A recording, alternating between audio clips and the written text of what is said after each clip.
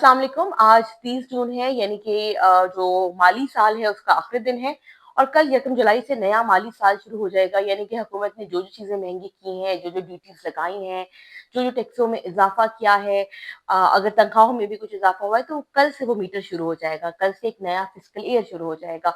तो जो चीज़ें महंगी होनी थी वो कल से महंगी हो जाएंगी। एक नज़र डालेंगे आज के इकोनॉमिक नंबर्स के ऊपर कि आने वाले सालों में हमें क्या महंगी चीज़ें मिलेंगी और क्या चीज़ें बेहतर होंगी।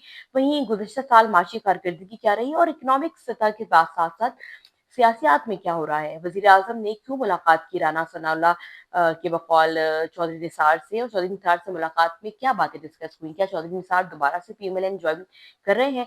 इस पे भी बात करेंगे और पीटीआई के लिए आगे क्या देखा जा रहा है? क्या एस्टैब्लिशमेंट के साथ कोई राब्ते हो रहे हैं कि नहीं?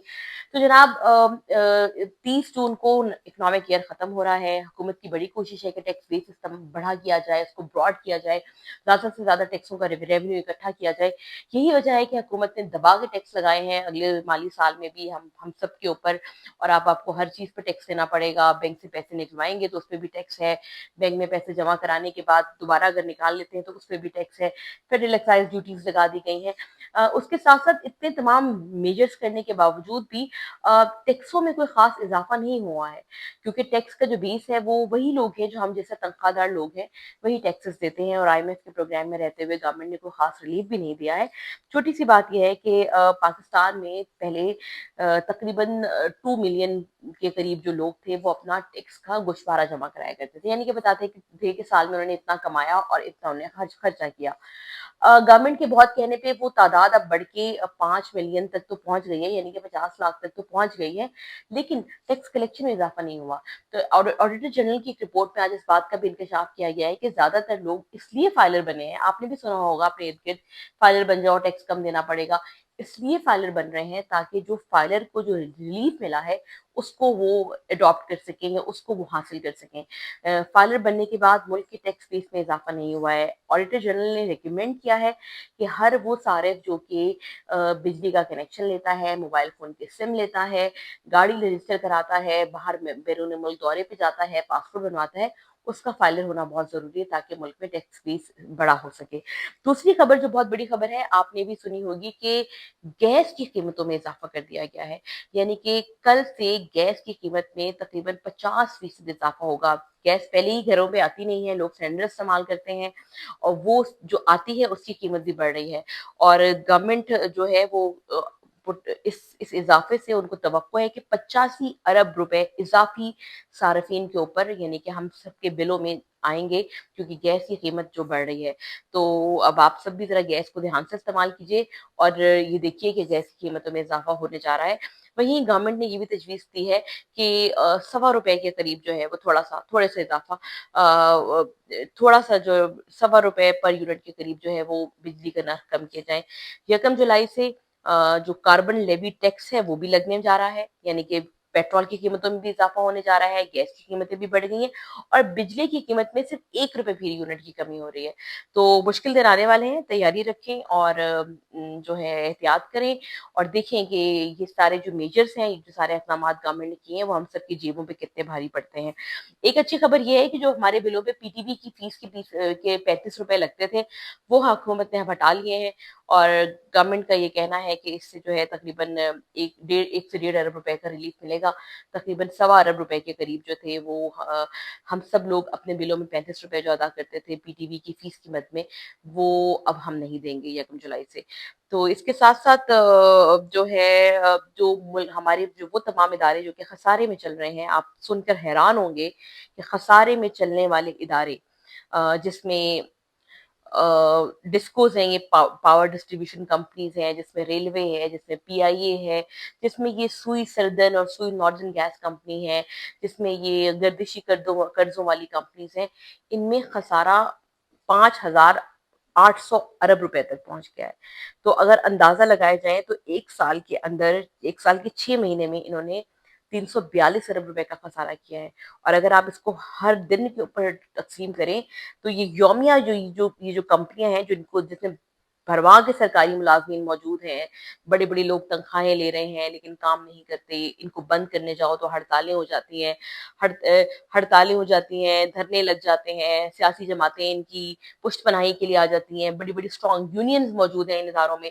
वो इदारे जो हैं, वो मुल्क को कमा के नहीं दे रहे, बल्कि वो यौमिया, डेली की बेसिस पे 1 अरब 90 करोड़ रुपए का खसारा कर रहे हैं। तो आप सोचिए कि जो इदारे 1 अरब 90 करोड़ रुपए का यौमिया की बुनियादों पे खसारा कर रहे हैं, वो मुल्क की मईशत को चूस रहे हैं।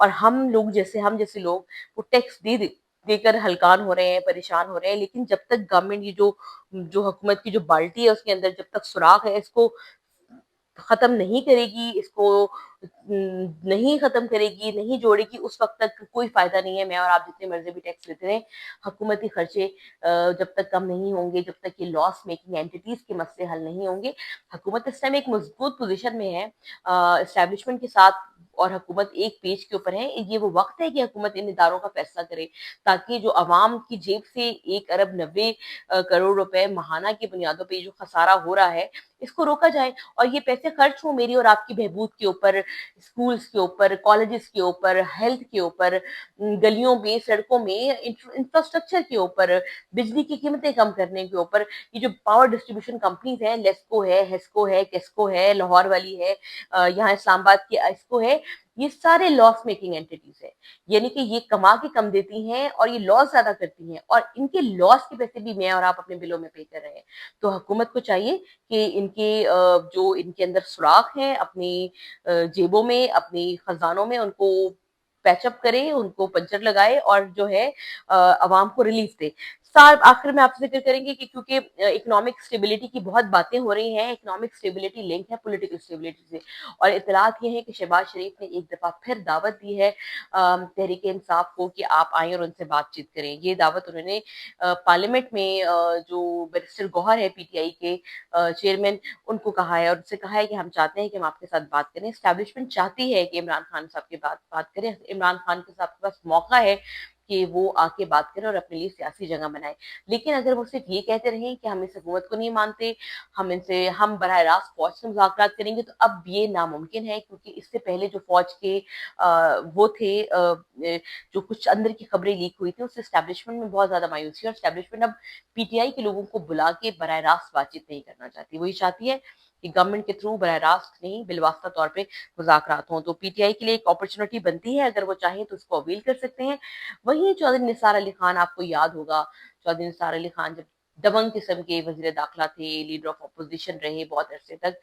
वो पनामा लीक आने के बाद हुकूमत को कहते थे जब नवाज़ शरीफ की हुकूमत थी कि दरमियाना रास्ता अपनाएँ और एस्टेब्लिशमेंट से लड़ाई ना करें। लेकिन उस वक़्त मरियम नवाज़ साहिबा और मियाँ नवाज़ शरीफ तो वोट को इज़्ज़त दो के नारे के तहत एस्टेब्लिशमेंट से लड़ाई लेना चाहते थे।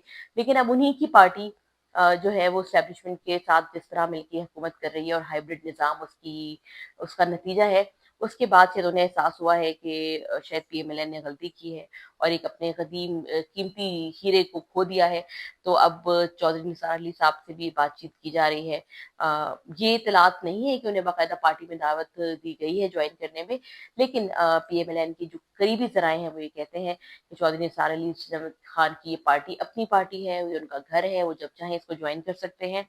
तो आगे वाली सियासत जो है वो बहुत दिलचस्प होने वाली है और वीडियो आपको अच्छी लगे तो इसको लाइक कीजिए, शेयर कीजिए और चैनल को सब्सक्राइब